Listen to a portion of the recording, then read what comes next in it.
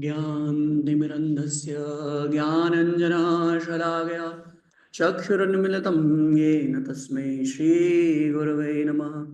श्रीचैतन्यमनोभीष्टं स्थापितं येन भूतले स्वयं रूप कदा मह्यं ददाति स्वपदान्तिकम्। वन्देऽहं श्रीगुरो श्रीयुतापदकमलं श्रीगुरो वैष्णवांश्च।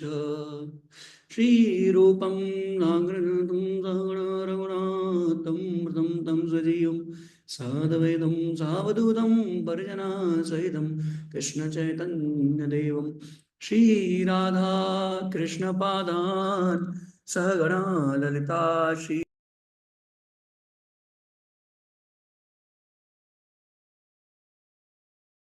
श्रीमते भक्तिवेदांत स्वामिन्निति नामिने।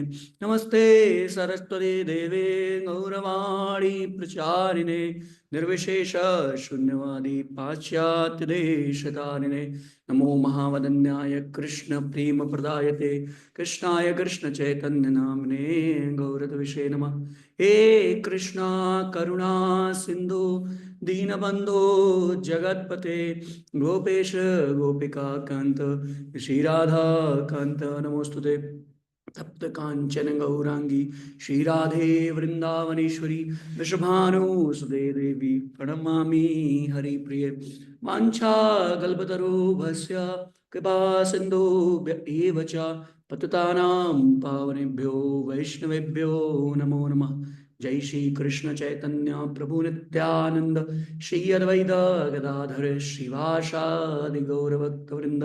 हरे कृष्णा कृष्णा कृष्णा हरे हरे, हरे राम राम राम हरे हरे। हरे कृष्ण। आप सभी भक्तों का बहुत बहुत स्वागत है आज के इस गीता सेशन में। तो अभी तक हम जो तृतीय अध्याय आरंभ हुआ है, तृतीय अध्याय शुरुआत हुई है। तो कल हमने एक बहुत सुंदर श्लोक रवि प्रभु के द्वारा देखा था। हालांकि ये दोनों श्लोक, कल का श्लोक और आज का श्लोक, दोनों ही श्लोक बहुत ही महान श्लोक है। महान इन द सेंस कि दोनों पे बोलने की योग्यता शायद ही किसी की योग्यता हो हम में से, मेरी तो कतई नहीं है। तो इसलिए आप सभी भक्तजनों से प्रार्थना है और निवेदन है कि कृपया कुछ भी त्रुटि हो तो उसे क्षमा करिएगा और मुझे आशीर्वाद दें ताकि मैं थोड़ा सा इस पे चर्चा कर पाऊँ। तो ये जो श्लोक है, आज का श्लोक 3.7, इसको हम एक बार रिपीट करेंगे। यस्त्व इंद्रियाणि मनसा नियम्मारम्भते अर्जुन कर्मेन्द्रियैः करं योगम् आसक्ता विशिष्यते। यस्त्व इंद्रियाणि मनसा नियम आरम्भते अर्जुन कर्मेन्द्रिय कर्मयोगम आसक्त स विशिष्यते। विशिष्यते का अर्थ है is by far the better. तो जो कल का श्लोक है और जो आज का श्लोक है, कल के श्लोक की अगर आपको ट्रांसलेशन दिखाऊं, one who restrains the senses of action but whose mind dwells on sense objects certainly deludes himself and is called a pretender। जब आज, ये कल के श्लोक की डिफिनेशन है और आज के श्लोक का अगर आप देखेंगे, on the other hand, if a sincere person tries to control the active senses by the mind and begins karma yoga in Krishna consciousness without attachment, he is by far superior। तो यहां पे देखिए जो basic अंतर है आज और कल के श्लोक में, इन दोनों श्लोकों को अगर आप ध्यान से देख रहे हो तो जो बेसिक अंतर डिफरेंस है वो माइंड का है।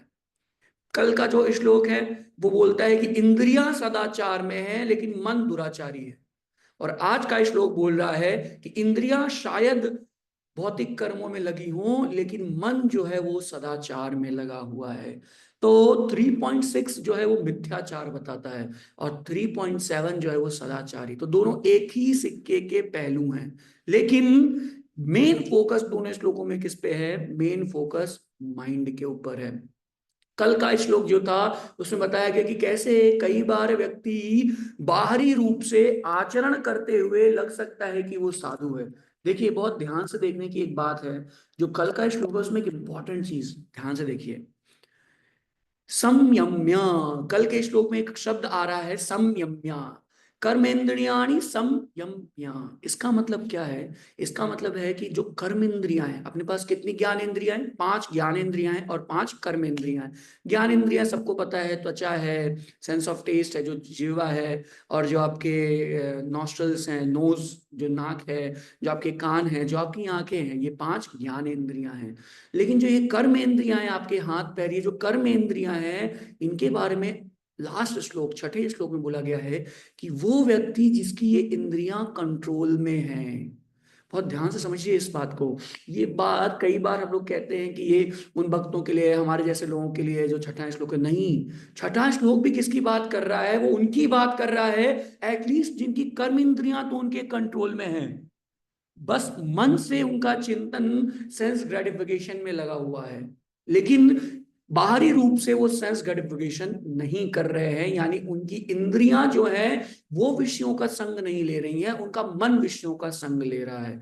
अगर आप ध्यान से देखें इस बात को, तो शायद ही हम में से कुछ ऐसे ही भक्त हों जिनकी इंद्रियां कभी भी विषयों का संग न लेती हूँ। हमारी तो स्थिति कई गुना गिरी है, मेरी तो पर्टिकुलरली, कि इंद्रियों, जो ये इंद्रियां हैं, ये प्रमाति बलवदृढ़, हमेशा विषयों के पीछे पागल है। यहाँ पे किसकी बात हो रही है? जिसकी इंद्रियां संयम है, संयमी इंद्रियां हैं, यानी उसने अपनी इंद्रियों का दमन करके रखा है, लेकिन माइंड का दमन करना उसके लिए संभव नहीं हो रहा है, उसको बोला गया है मिथ्याचारी। तो सोचिए, अगर ऐसे व्यक्ति को मिथ्याचारी बोला गया, तो हमारे जैसे लोगों की क्या हाल है? 3 कैटेगरी है। एक व्यक्ति है जिसकी इंद्रियां और मन दोनों विषयों का आचरण कर रहे हैं, दोनों विषयों का भोग कर रहे हैं, इंद्रियों से भी और मन से भी। दूसरी कैटेगरी है जिसका इंद्रियां तो कंट्रोल्ड है, लेकिन मन विषयों का आचरण, विषयों की तरफ आकर्षित है, विषयों का चिंतन करता है। और तीसरी कैटेगरी उन लोगों की है जिसका मन तो भगवान कृष्ण की सेवा में लगा हुआ है, लेकिन इंद्रियां कुछ स्वभाव से, कुछ निहित स्वभाव की वजह से वो जो है कर्मों में लगी रहती हैं। तो ये 3 कैटेगरी। और चौथी कैटेगरी है जिसका ना इंद्रियां ना मन कुछ भी भगवान के तरफ नहीं जाता है, सब कुछ, जैसे वो अम्बरीश महाराज की कैटेगरी है जिसमें बताया गया है कि सवै मना कृष्ण पादार विंदु अचाम से वैकुंठ गुणानुवर्णे करे हरे मंदिर वंदनासो, यानी उनके हाथ पैर भी भगवान की सेवा में लगे हुए हैं, उनका मन भी भगवान के चिंतन में लगा हुआ है, तो वो हाईएस्ट परफेक्शन है। तो ये 4 कैटेगरी के लोगों की बात हो रही है। सबसे पहली कैटेगरी ऐसी है जो उनकी ना इंद्रियां ना जिनका मन कुछ भी भगवान की सेवा में नहीं लगा है, यानी वो घोर रूप से विषयी की संज्ञा में आते हैं। दूसरी कैटेगरी वो है जिनकी इंद्रियां भगवान की सेवा में, भगवान की सेवा या कह लीजिए या कंट्रोल्ड है, लेकिन मन कंट्रोल्ड नहीं है। तो कहीं ना कहीं हम लोग पहली और दूसरी कैटेगरी के बीच में घुसते हैं, क्योंकि शायद ही हम में से बहुत कम ही लोग की इंद्रियां पूरी तरह से कंट्रोल हो। और इंद्रियां कंट्रोल होने के बाद जो तीसरी स्टेज, जिसका 7वें नंबर श्लोक में जिक्र है, वो व्यक्ति है जिसका इंद्रियां तो शायद ना कंट्रोल हो, इंद्रियां भौतिक सेवाओं में लगी हो, लेकिन उसका मन जो है वो भगवान की सेवा में लगा हुआ है, मन जो है उसका वो भगवान का चिंतन करता है। और चौथी और जो सबसे अच्छी कैटेगरी है वो कि इंद्रियां और मन दोनों ही भगवान का चिंतन करते हैं। तो ये जो छठा श्लोक है ये भी एक हाई स्टैंडर्ड है, एटलीस्ट मेरे स्टैंडर्ड से तो ऊपर ही है, क्योंकि उसका तो कर्म इंद्रियाणि संयम्य, उसका जो कर्म इंद्रिया है वो भी संयम में है। लेकिन भगवान इसको भी क्या बोलते हैं? भगवान इसको भी बोलते हैं मिथ्या आचरण। विमूढ़ आत्मा मिथ्याचरण उच्यते। उसको क्या बोला जाता है? मिथ्या आचरण कर रहा है, क्योंकि वो प्रिटेंडर है। मिथ्या आचरण मतलब प्रिटेंडर है, he is pretending to be a sage but actually he is insane. वो प्रिटेंड कर रहा है कि मैं साधु हूं, लेकिन आंतरिक रूप से उसकी जो रमण है वो विषयों में लगा हुआ है, लेकिन बाहर रूप से सेंसेस को कंट्रोल कर रहा है। जैसे इसमें बहुत सारे एग्जाम्पल आप देख सकते हैं, जो कल का श्लोक था, हिरण्यकशिपु एग्जाम्पल लीजिए। हिरण्यकशिपु ने 60,000 साल तपस्या की, कितनी घनी तपस्या की उसने। यानी तपस्या करने के लिए सेलिबेसी का तो पालन करना होगा, तपस्या करने के लिए माइंड, एटलीस्ट जो सेंसेस हैं, जो खाने भोजन करना है, जो कर्मेंद्रियां हैं, उनको तो कंट्रोल करना होगा, तो उसने वो सब तो कंट्रोल किया। लेकिन माइंड किस में लगा हुआ था? माइंड लगा हुआ था भोग ऐश्वर्य प्रशक्ता नाम त्या प्रतचेष्टताम। माइंड उसका जो है भोग और ऐश्वर्य में लगा हुआ था, क्योंकि उसका नाम ही हिरण्यकशिपु है, जो बेड, कंफर्टेबल बेड और धन यानी कि सोने से आसक्त हो। तो ऐसा व्यक्ति जिसका माइंड लगा हुआ है सेंसेस में, लेकिन उसने बाहर से आचरण किसका किया है, साधुवत। तो अगर उसने साधुवत आचरण किया लेकिन माइंड सेंसेस में लगा, माइंड जो है विषय में लगा हुआ था, तो उसका क्या हुआ, पतन हुआ, भगवान नरसिंहदेव ने उसका वध किया। ऐसे ही अगर कंस का एग्जांपल देखिए, कंस जब जब उसको पता चलता है, जब दुर्गा जी प्रकट होती हैं, जब वो अष्टम गर्भ जिसका बोलते हैं, सप्तम गर्भ का गर्भपात हुआ है और अष्टम गर्भ में दुर्गा जी प्रकट होती है, तो दुर्गा जी उसको बोलती हैं कि मूर्ख, तुम किसको मारने जा रहे हो, ये तो मेरे भी स्वामी है। ऐसा करके जब उसको उपदेश देती हैं तो कंस की बुद्धि फिरती है और फिर वो लेक्चर देना चालू करता है। किसको लेक्चर देता है, देवकी और वसुदेव को। और लेक्चर क्या होता है, भगवत गीता का 2nd चैप्टर लेक्चर देता है। बोलता है देखिए, न जायते मृते वगराचिन हम भूतपान भेदा, ये बोलता है कि भैया देखिए, ना इसका जन्म हुआ है ना मृत्यु हुई है, तो क्यों लैमेंट करना है।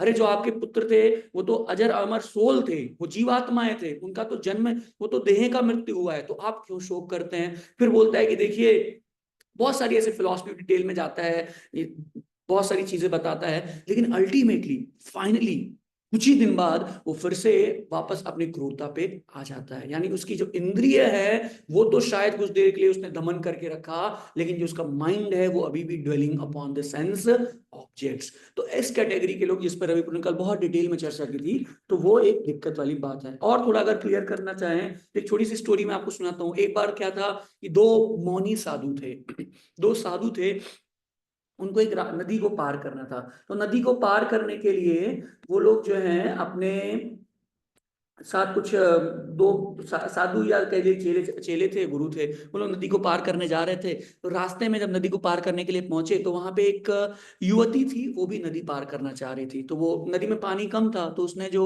यंग साधु था, उस यंग साधु से बोला कि देखिए महाराज जी, मुझे भी नदी के उस पार जाना है, लेकिन मैं उतनी सामर्थ्य नहीं हूं कि इसके वेग को सह पाऊं। तो अगर आप मेरी मदद कर सकें, अगर आप मुझे लिफ्ट दे सकें, लिफ्ट मतलब वाकई में लिफ्ट देना था, कंधे पे उठाना था, तो बोला कि अगर आप मुझे कंधे पे उठा के पार करा दे तो आपकी अति कृपा होगी। अब ये तो मौनी साधु थे, तो कुछ बोल सकते नहीं थे, तो उन्होंने इशारे में ही उनको कंधे पे बिठाया और नदी के पार उतार दिया। और ये दूसरे वाले मौनी साधु एकदम गुस्सा हो रहे थे, लेकिन वो भी मौनी थे तो बोल सकते नहीं थे। इस प्रकार से उस कंधे से उतार के दोनों लोग फिर आगे चले। जब दोनों लोग आगे चले, इसके बाद करीब 1 हफ्ता बाद जब दोनों लोग का मौन व्रत टूटा, तो जैसे ही मौन व्रत टूटा, जो बड़ा वाला साधु था, जिस जो गुरु था, उसने डांटते हुए, क्या क्या रे चेले, तुमने क्या किया, तुमने एक स्त्री का टच कर लिया, उसकी बॉडी को स्पर्श कर लिया, जो तुम अभी अपवित्र हो गए, मैं तुमको अपना चेला नहीं स्वीकार करूंगा, ऐसे करके डांटने लगे। तो जो जो उनका शिष्य था, उसने विनम्र भाव से पहले उनको प्रणाम किया और बोला, गुरुवर मुझे अपनी गलती के लिए क्षमा कीजिए, लेकिन मैंने तो उस कन्या को सिर्फ नदी तक 15 मिनट के लिए ही उठाया था, आप तो उस कन्या को अपने चेतन मन में पिछले 1 हफ्ते से उठाए हुए हैं।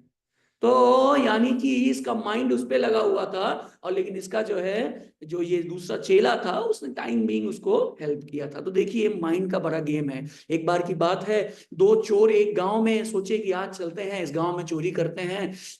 गांव में जो है भागवत कथा हो रही है, और जो बाकी सारे घर वाले हैं सब लोग भागवत कथा सुनने के लिए गए हैं। तो एक काम करते हैं, चलते हैं हम लोग, मौके का फायदा उठा के चोरी कर लेते हैं, ठीक है। तो दोनों प्लान करके निकल जाते हैं। जब आगे चलते हैं तो भागवत कथा का पंडाल रास्ते में ही पड़ा था।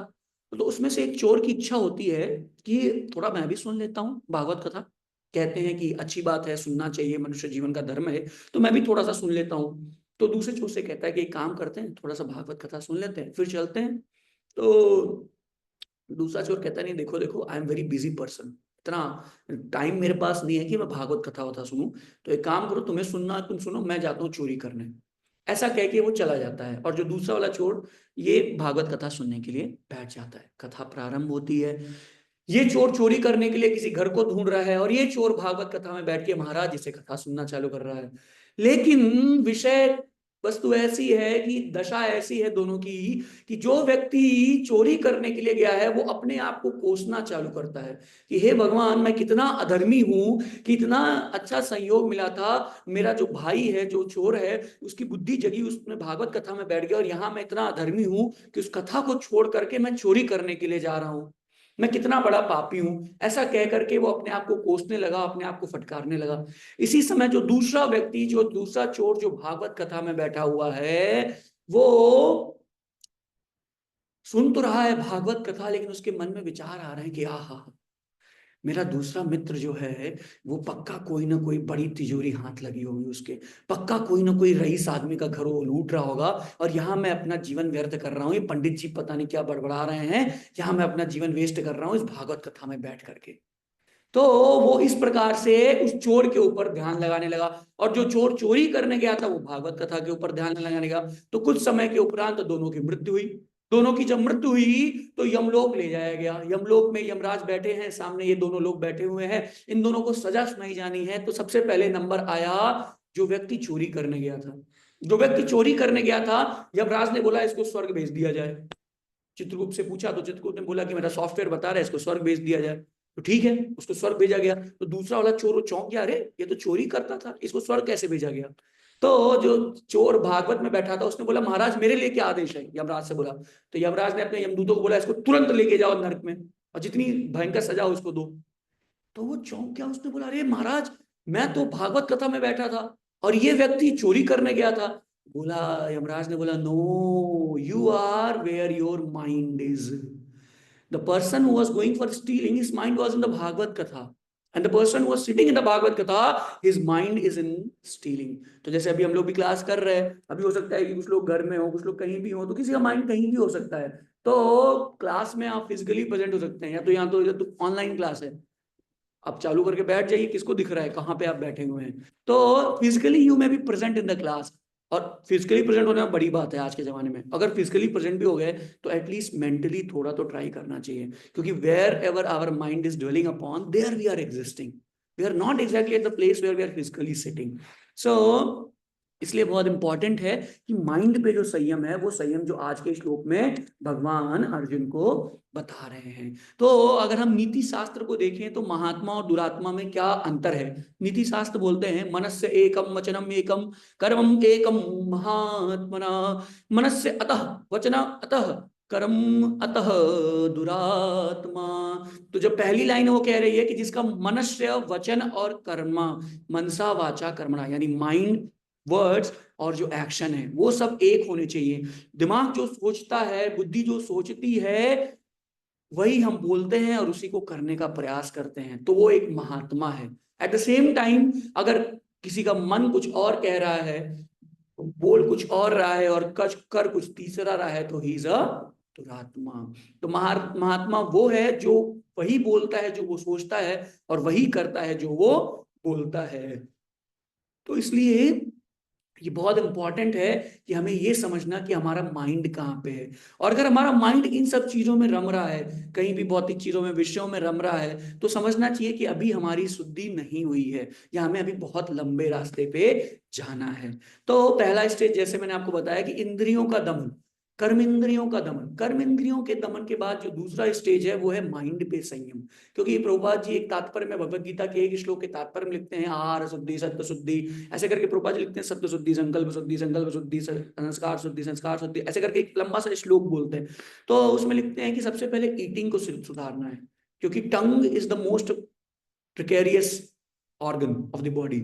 जैसे रडर होता है ना शिप में, जहाज में जो रडर होता है, रडर उसको जिधर उसका छोटा सा होता है, हल जिसको बोलते हैं, छोटा सा होता है, जिधर मुड़ता है जहाज उधर ही जाती है। उसी प्रकार से ये जीव जो है, इसमें बोन्स तो नहीं है लेकिन हड्डी तोड़वा सकती है ये, और इससे बोलने का काम है और खाने का काम है। तो बोलना और खाना, ये दोनों चीजें अगर हम सुधारने का प्रयास करें तो धीमे धीमे और सारे जो इंद्रियां हैं वो सुधरती हैं, प्योरीफाइड होती हैं, और फाइनली माइंड प्योरीफाइड होता है। तो ये सारी चीजें एक प्रोसेस है। लेकिन एट द सेम टाइम अगर हम माइंड को दुर्भावना में लगाए रखते हैं, माइंड को लोगों के बारे में गलत विचार में लगाए रखते हैं, जैसे आप देखिए जनरली हम लोग देखते हैं कि कोई भी, मान लीजिए कोई भी चार महिलाएं कहीं पे बैठी हुई हैं, कोई भी चार महिलाएं, महिला या पुरुष कोई भी, मैं कॉमन एग्जांपल ले रहा हूं, मान लीजिए चार महिलाएं बैठी हुई हैं, तो ऐसा पीएचडी होता है चार महिलाओं का कि जो पांचवी महिला नहीं है वहां पे उसके बारे में ही बात होगी, जो हैं उनके बारे में कोई बात नहीं होगी, और जो पांचवी महिला नहीं है उनके बारे में ही बात होगी। और जो पांचवी महिला है उनका गुणानुवाद नहीं होता है, जो पांचवी महिला उनकी सारी कमियां एनलिस्ट करके बढ़िया, अरे तुम जानती हो वो तो ये है, अरे वो तो कल भोजन जला दी थी, वो तो अपने बच्चे को ये करती है, वो तो ये करती है,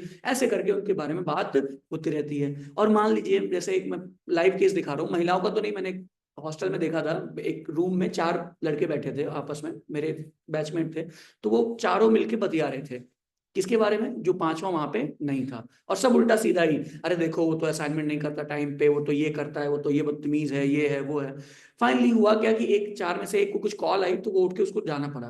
तो तीन बच्चे उसमें से एक कहता है अरे ये भी वैसा ही है, जो बैठा था ये भी ऐसा ही है, ये भी ऐसा ही है।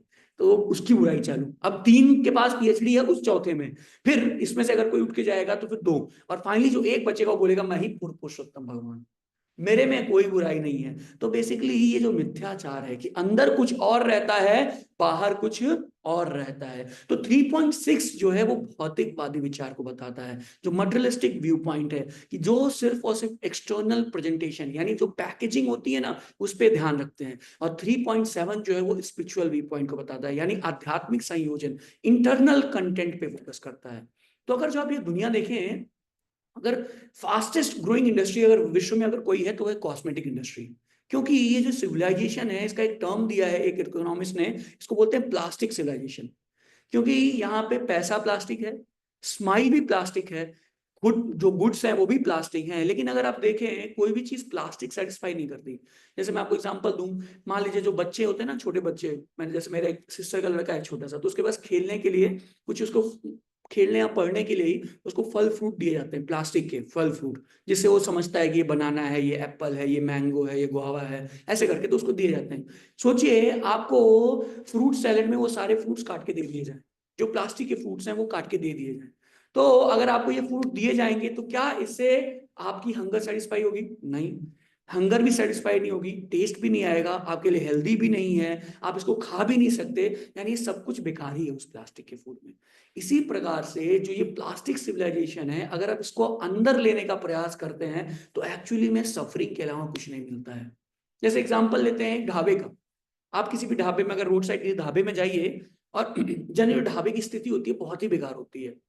कोई तो छोटू छोटू करके चला रहा होता है ढाबा, एकदम बेकार स्थिति, यहाँ पे ये कचरा, टेबल्स एकदम गंदी, पता नहीं कब से। और बीच बीच में कमेंट आता रहता है, जैसे आप बैठिए कि मेनू ले आओ, तो एक आएगा ये बताएगा, चार पांच आइटम बताएगा, फिर बोलेगा देखिए जल्दी बताइए, इतने गुस्से में रहेगा कि जैसे फ्री में खिला रहा हो उनको। तो आप बोलो थोड़ा प्रेम से बताइए, 22, अकेले 10 साल से 22 टेबल मैं चला रहा हूँ, कौन ऐसे बार बार बोलता रहता है ऐसे पागल की तरह कि मैं ऐसे कैसे कर रहा हूँ, मैं पूरा मैनेज कर रहा हूँ, और सब एकदम क्रोध में रहते हैं। जैसे अंगीठी लाल होती है उनकी रोटी की, वैसे ही सब मैक्सिमम लोग क्रोध में रहते हैं। तो ना खाना अच्छा है ना कुछ अच्छा है, पानी लेके आता है आपको देने के लिए, आप बोलते हो अरे ये गिलास कितनी पुरानी है, तो बोला है पानी, पानी देखो पहले, पानी भी बहुत पुराना है, जो टंकी है वहीं तो कुक नहाया था।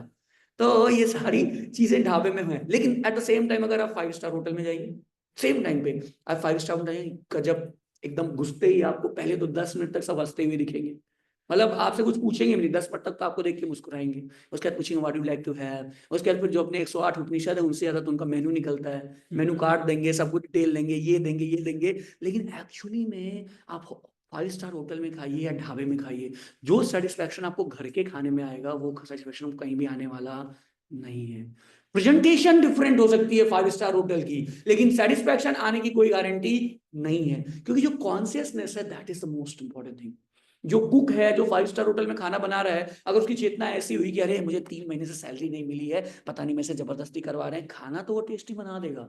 लेकिन जो चेतना उस खाने में डाली है उसने, फिर आपको लगेगा मुझे 6 महीने से सैलरी नहीं मिली है, मैं तो और परेशान हूँ। तो वो चेतना का प्रभाव बहुत तेज आता है।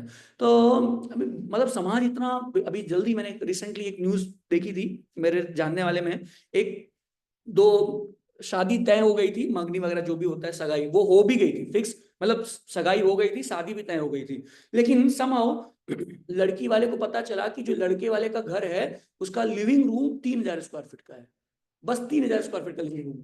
उसने इस बात पे शादी कैंसिल कर दी।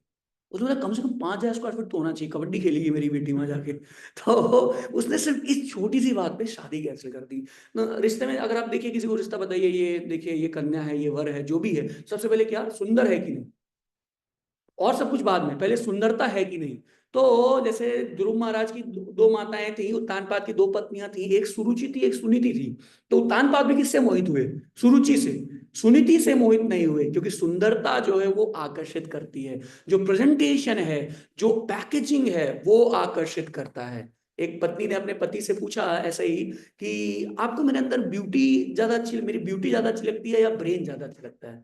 तो पत्नी बोलती है कि सच सच बताइएगा आप, हाँ मजाक नहीं करते। पति बोलता है कि सच्ची बता दूं क्या?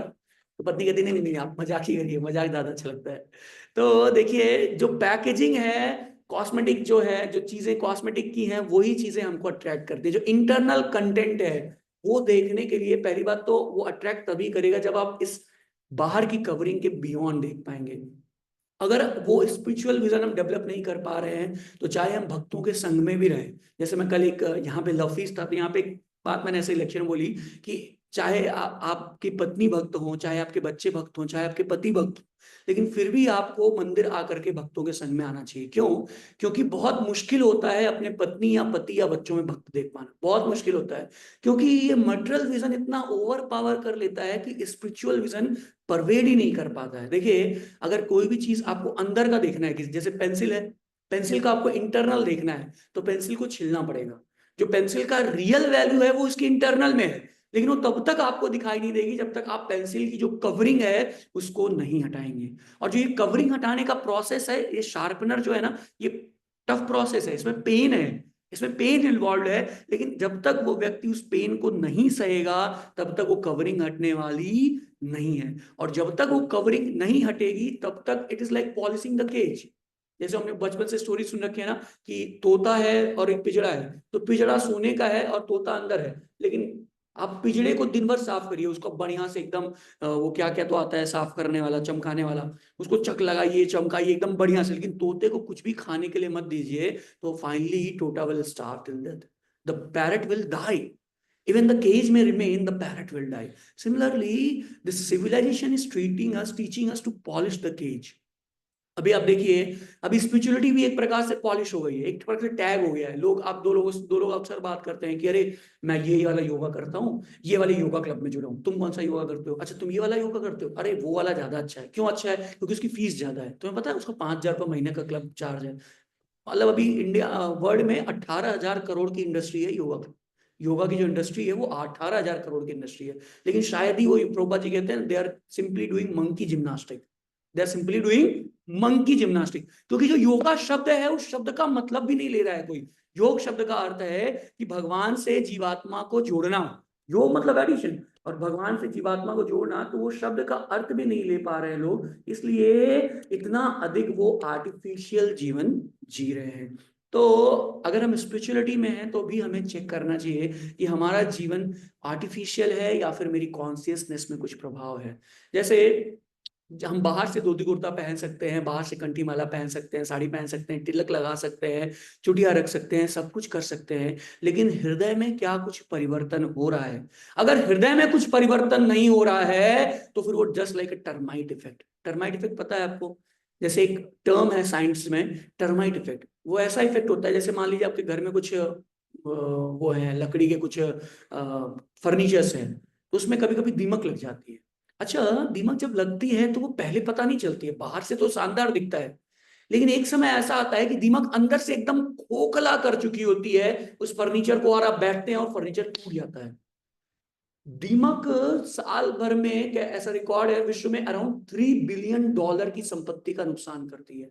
क्यों नुकसान करती है? क्योंकि पहले पता ही नहीं चल पाता है कि उसमें दीमक लगी हुई है, और एक बार लग गई तो निकालना बहुत मुश्किल है। उसी प्रकार से अगर हम सिर्फ बाह्य रूप से भक्ति का आलिंगन करते हैं, हृदय के साथ आंतरिक रूप से अपनी चेतना पे कोई भी विकास करने का प्रयास नहीं करते हैं, तो कहीं ना कहीं आंतरिक जो चेतना है अगर वो विषयों में रम रही है तो वो हमें अंदर ही अंदर खोखला कर रही है। और एक समय की बात है जब भयंकर आंधी आएगी तो वो टूट के जाएगी। जैसे परम पूज्य राधानाथ स्वामी महाराज बताते हैं, there are many devotees which are called as fair weather devotees. Fair weather devotees यानी मौसम अच्छा है तो भक्ति करेंगे, अनुकूल है, कोई डांट नहीं रहा है, मेरी इंद्रिय तृप्ति हो रही है। भक्ति में भी इंद्रिय तृप्ति होती है, सेवा आपके मन माफिक मिल जाए। मान लीजिए किसी को खाना बहुत अच्छा लगता है, उसको डीटी किचन की सेवा मिल जाए।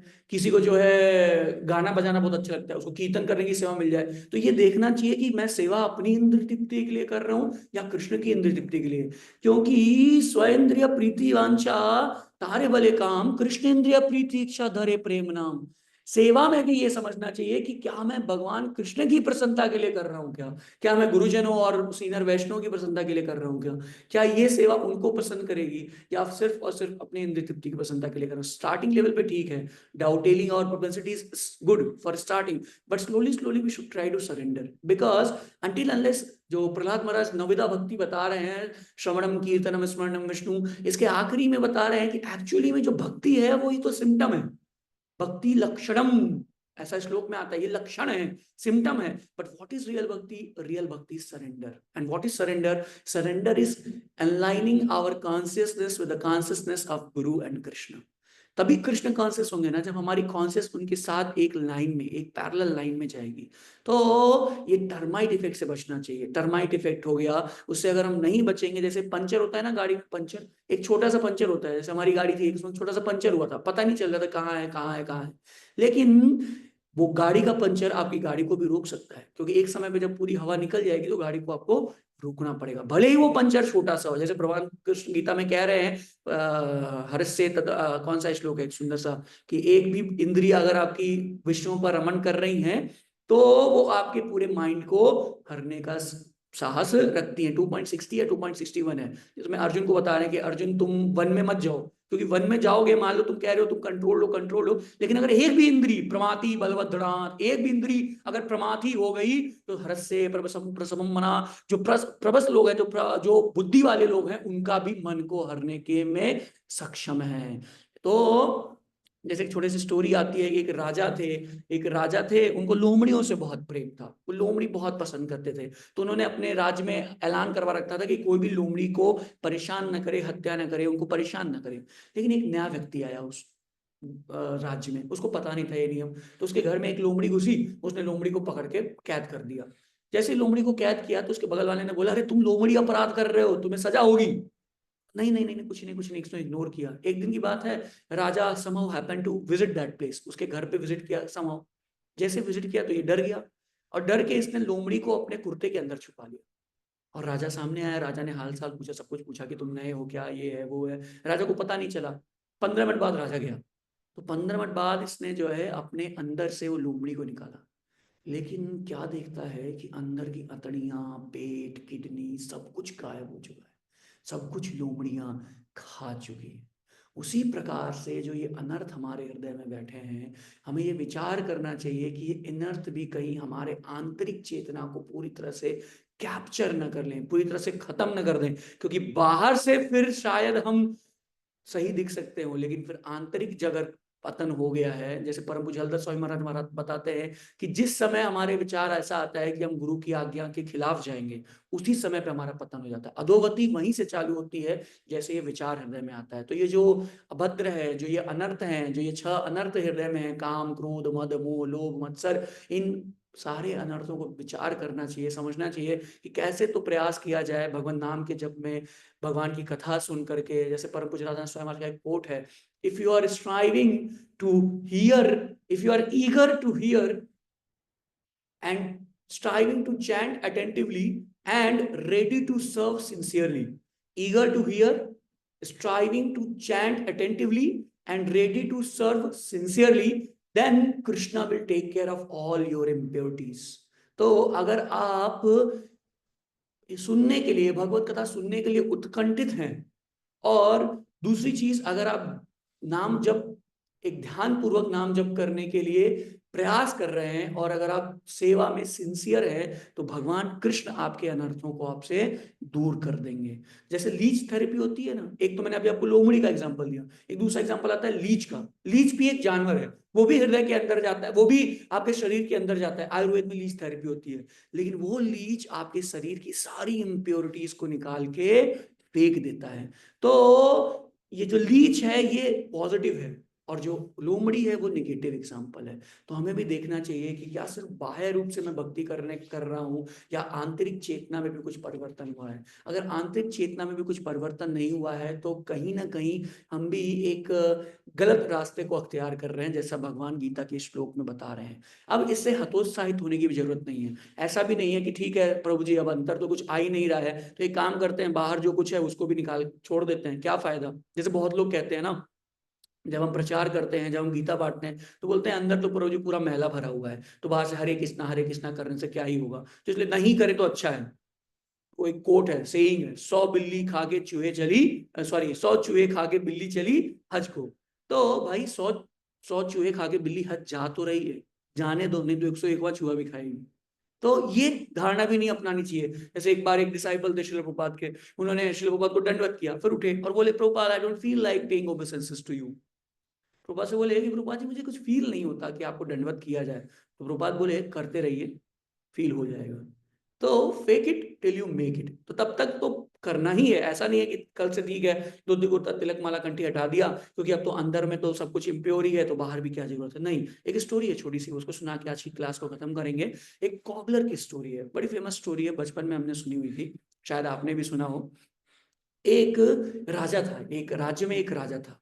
उसको पता चला कहीं से कि अगर आपको प्रामाणिक भक्ति करनी है तो प्रामाणिक भक्त की आवश्यकता है। बिना प्रामाणिक भक्त के संयोग के आप प्रामाणिक भक्ति नहीं कर सकते हैं। तो राजा था, अब राजसी थाट में था, तो उसने ऐलान करवाया कि कोई भी प्रामाणिक भक्त तो अपने मंत्री से बोला कि मेरे सामने अगर इस राज्य में किसी भी एक प्रामाणिक भक्त को लेके आओ, 5 दिन के भीतर लेके आए तो मैं तुम्हें 1000 स्वर्ण मुद्राएं दूंगा, और नहीं लेके आए तो तुम्हें सूली पे लटका दूंगा। मंत्री हक्का बक्का, अरे प्रामाणिक भक्त मांग रहे हैं कि गाजर मूली टमाटर मांग रहे हैं, इतना आदेश दे रहे हैं कि 5 दिन में लेके आओ। ठीक है, प्रयास किया उसने, बहुत प्रयास किया, उसको कोई नहीं मिला। भाई एक तो भक्त मिलना मुश्किल है, और ऊपर से प्रामाणिक भक्त वो तो एकदम ही मुश्किल है। तो बहुत प्रयास करने के बाद भी जब उसको प्रामाणिक भक्त नहीं मिला, तो उसको एक मूची मिला, कॉबलर। वो जूते वगैरह का काम करता था, सिलता था, वो मिला उसको। तो उसने सोचा कि काम करते हैं, राजा कितना दिन संग करेगा, है तो राजा, है तो राजसी, कितना दिन तक संग करेगा, 15 दिन, 20 दिन, 25 दिन। तो ये मोची जो है इसको मैं पकड़ लेता हूँ और इसको मौन व्रत दे देता हूँ, और इसको बढ़िया चोला वाला पहना देता हूँ, सैफरन वफरन जो भी कुछ है पहना देता हूँ एक्सटर्नली, और इसको राजा के यहाँ भेज देता हूँ, राजा इसका संग करेंगे। और 15 दिन में इसको जब मेरे को 1000 स्वर्ण मुद्राएं दे देंगे राजा, तो 500 इसको दे दूंगा, 500 खुद रख लूंगा, मेरी जान भी बच जाएगी, पैसे भी आ जाएंगे, और इस मोची को फिर छोड़ दूंगा। ऐसे प्लान करके वो राजा के पास मोची को लेके गया। जब राजा के पास मोची गए, तो राजा तो मोची को पहले ही समझा रखा था वो, कि राजा देखो तुम्हारा टेस्ट लेगा, क्योंकि ऐसे राजा इतना मूर्ख नहीं है, वो तुमको बहुत सारी लालच देगा, सबको मना करना है तुमको। तो राजा के पास जब मोची गए, तो मोची का पहले राजा ने पहले दंडवत प्रणाम किया। तो मोची ने राजा को उठाया और जो भी कुछ है जो किया। फिर राजा ने बोला, अरे आप इतने प्रामाणिक भक्त हैं, मेरे मंत्रीवर आपको लेके आए हैं, आप इतनी दूर कुटिया में क्यों रहते हैं, आप आइए, मैं आपको महल में आसन देता हूँ, महल में आपकी कुछ छोटी सी कुटिया बनवा देता हूँ, वहां पे रहिए, दास दासियां आपकी सेवा करेंगी। तो जो ये थे मंत्री, वो तो पहले ही समझा बैठे थे। तो मंत्री ने इशारे से बोला मोची को कि आपको ना बोलना है, नहीं नहीं नहीं मुझे कुछ नहीं चाहिए, बोलना नहीं है, मौन व्रत है आपका, तो आपको कुछ बोलना नहीं है। तो उसने बोला, ऐसे सिर हिला दिया कि नहीं नहीं, नो नो। तो राजा थोड़ा सा और आगे बढ़े, फिर राजा ने बोला अच्छा अच्छा अच्छा कोई बात नहीं है, ठीक है आप बैठिए महाराज, आसन लीजिए, और अपने सेवक को बुलाया, बोले 10,000 स्वर्ण मुद्राएं लेके आइए, 10,000, हाँ 10,000 स्वर्ण मुद्राएं लेके आइए, और महाराज को अर्पित करिए, जो ये संत आदमी है इनको अर्पित कीजिए। तो राजा ने थाली लेके आई, राजा सेवक थाली लेके आए, राजा ने उसको उन संत को दिया, और संत ने फिर उसको लेने से इनकार कर दिया, हाथ से इशारा करके कि नहीं नहीं नहीं नहीं नहीं नहीं, नहीं चाहिए नहीं चाहिए। तो जब राजन ने फिर ऐसे कहा कि अरे ये तो लग रहा है वाकई में विरक्त आदमी है, इनको पैसे भी नहीं चाहिए, इनको धन दौलत भी नहीं चाहिए। तो फिर राजा ने कहा कि ठीक है महाराज जी, अब शास्त्रार्थ करते हैं। तो मंत्री को पता था कि ये मूची है, ये क्या बताएगा शास्त्र के बारे में। तो उसने बोला, मंत्री ने पहले कूद के बोला, अरे राजन अभी शास्त्रार्थ नहीं कर सकते महाराज जी, महाराज जी मौन व्रत पे हैं, ये 1 महीने तक कुछ भी बोलने वाले नहीं, तो इसलिए आप शास्त्रार्थ तो नहीं कर पाएंगे। तो राजा और चौंक गया, अरे तो बहुत पहुंचे सन्यासी लगते हैं, इन्होंने मौन व्रत ही धारण कर रखा है। तो राजा बहुत खुश हुआ, और कुछ दिन उसने संग करने के बाद, 15-20 दिन संग करने के बाद, उसने मंत्री को 1000 रुपए दिए, 1000 स्वर्ण मुद्राएं दी, और बोला ठीक है बहुत कृपा है आपकी, अब आप जाइए। तो वो मुझी चला गया। तो फिर मंत्री के मन में लालच आया, उसने बोला कि क्या करते हैं, एक काम करते हैं, 1000 अब काम भी हो गया है, एक काम करते हैं अपने पास ही पूरा पैसा रख देते हैं, क्यों इसको देंगे फर्जी में, इसका पैसा वेस्ट क्यों करें। लेकिन जब ये लालच आया, फिर उसने सोचा नहीं नहीं, अगर कहीं मोची ने भांडा फोड़ दिया, उसने जाके राजा को सब कुछ बता दिया कि मेरी चाल थी, तो मैं फंस जाऊंगा, तो एक काम करता हूँ उसको 500 स्वर्ण मुद्राएं दे देता हूँ, कौन सी बड़ी बात है। तो वो ढूंढने लगे। अब जब ढूंढने गए तो मोची मिले ही ना, जहां पे पहले उसको पाए थे वहां पे वो था ही नहीं। अगल बगल लोगों से पूछो, पता ही नहीं चल रहा है वो मोची कहाँ गया, मोची कहाँ गया। सब बोल रहे हैं जब से वो राजा के पास गया तब से वापस ही नहीं आया। बहुत दूर है, बहुत दूर है, बहुत दूर है, पता ही नहीं चल रहा है वो मोची कहाँ गया। फाइनली एक पेड़ के नीचे एक साधु बाबा रमे हुए थे। जब वहां पे गए और देखे तो पता चला ये वाकई में वही मोची है जिसको मैंने एक प्रिटेंडिंग साधु बना करके राजा के महल में लेके गया। तो चौंक गया मंत्री, उसने पूछा अरे आप तो वाकई में साधु वेश धारण कर लिए हैं, आप तो वाकई में जाप कर रहे हैं, नाम जप कर रहे हैं, तो क्या इसका क्या रहस्य है, कुछ चाल चल रहे हैं, क्या कर रहे हैं आप ये। तो मोची ने बोला देखो, मैंने ढोंग किया था साधु बनने का, तो मुझे इतना सारा जो धन संपत्ति है, शासन है, ये सब मुझे ऑफर किया राजा ने, तो मुझे 500 स्वर्ण मुद्राएं देना चाहते थे सिर्फ ढोंग करने पे।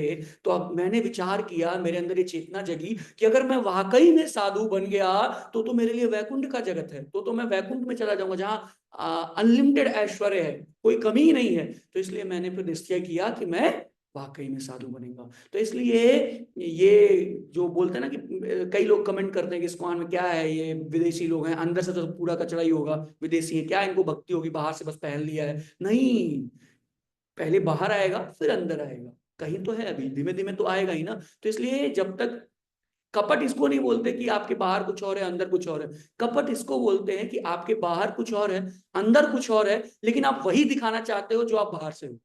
आप लोग हैं मैं तो बड़ा महंत आत्मा हूं, मैं तो संत आत्मा हूं, मैं तो ये हूं, नहीं। आपको पता होना चाहिए। हमारे वैष्णवाचार्य की आप लिखिए, पोयम देखिए, उन्होंने कितना सुंदर सुंदर भजन लिखा है। मतलब हालांकि वो तो शुद्ध है, लेकिन फिर भी वो लिखते हैं अमर जीवन सदा पापे रत नाहिक पुण्य रलेशा। और कौन लिख रहा है ये, भक्ति विनोद ठाकुर लिख रहे हैं। अरे भाई कौन सा पाप किया उन्होंने, जीवन भर भगवान की सेवा की है, 4 घंटे सो करके उन्होंने भगवान की सेवा की, कितने सारे शास्त्र लिखे, लेकिन वो भी ये लिख रहे हैं। ये दैन्य भाव जो है ये कपट से बताता है।